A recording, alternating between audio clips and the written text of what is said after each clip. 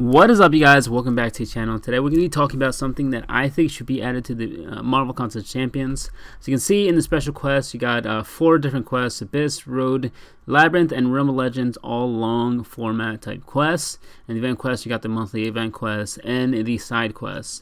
Now, this game that I played back in high school, it's been probably around 10 years. As you can see in that menu, it actually has a bunch of bosses listed along with difficulties. So essentially, as long as you did the prerequisites, which is a bunch of quests, you have to go through a lot of stuff, beat the boss of that quest, you got access to that boss, which that boss you could, some of them were daily, some of them were weekly, I believe. All different difficulties, going from easy to hard, and I believe Chaos was the final, was the hardest mode. But essentially you got access to all these bosses after you completed all the difficulties or all the prerequisites to get there. And the thing is that these were essentially farmable because whether they were daily or weekly, they dropped loot, and I think it's something that Marvel Contest Champions can use. A lot of it is RNG, of course, but eventually you hit the jackpot and it does feel good. But regardless of whether you hit the jackpot or not, you always do gain something good.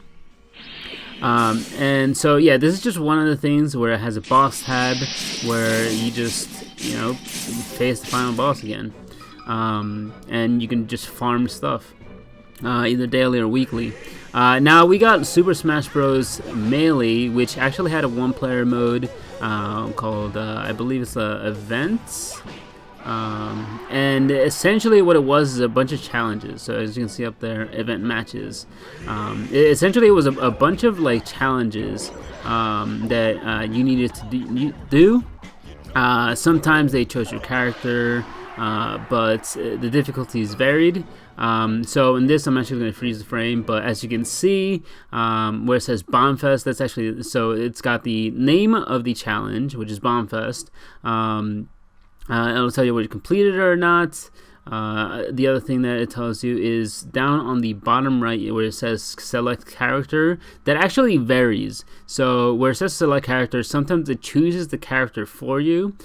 This would be great for a skill-based approach where having the newest character or the highest rarity won't be a thing. Marvel can just choose that. And then you got the this thing over here where it gives you your speed run time or the fastest time, and it gives you a little description of the challenge. So you're not gonna see much of the challenge in these videos because I believe the video that I grabbed is actually a guy using a bot or it's I don't know, a tool assisted.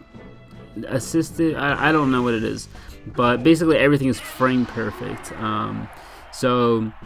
Yeah, these things don't last too long, but the thing is that these are all challenges that have little to no commitment.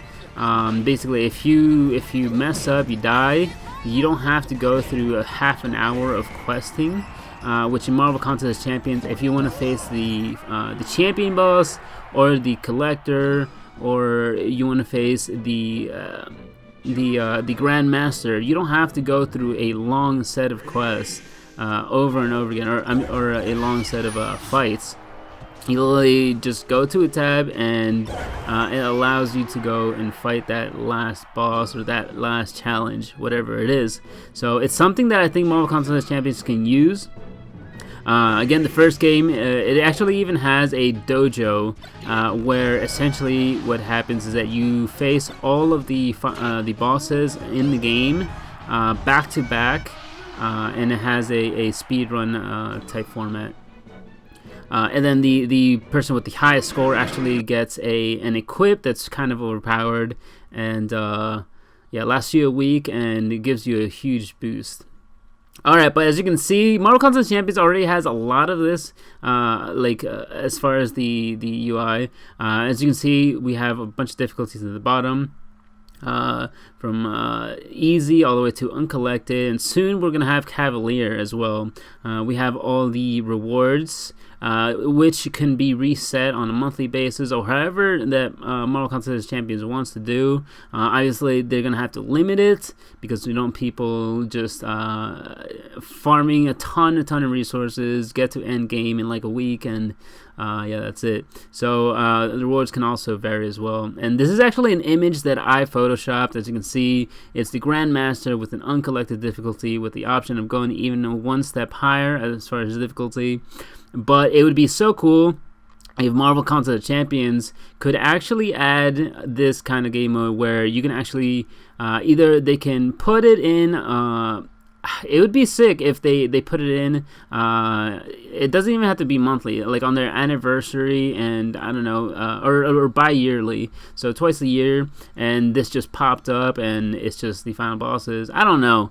If they end up implementing it, I'll let them decide and let them test however they want.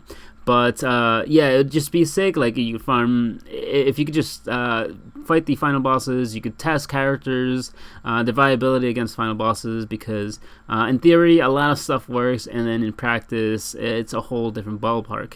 And the fact that you don't have to go through the long quest to find out would be awesome. It'd be awesome for creating content as well, putting out more stuff on YouTube for the community to use. And we already have like a good amount of bosses as well. Some of these are kind of repeats, but we got Thanos, which is I believe end of Act 4, Infinity Gauntlet Thanos, Nameless Thanos, the Collector, the Champion, the Grandmaster.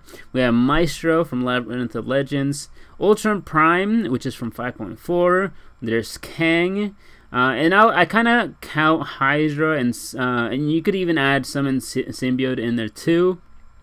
So Marvel Contest Champions does have a lot of options, and I think the game would benefit a lot from a game like this, where essentially you could put in a leaderboard where fastest times or lowest hits, stuff like that could, and a live leaderboard too as well, where you could see all this, and yeah, I think it'd be pretty exciting. But anyways, guys, that's gonna be it to the video. Let me know what you guys think. I'll be keeping an eye on the comments, but yeah, I just really think that Marvel Contest Champions would benefit heavily from this, even though if it doesn't net them a lot of revenue, I think it would be cool.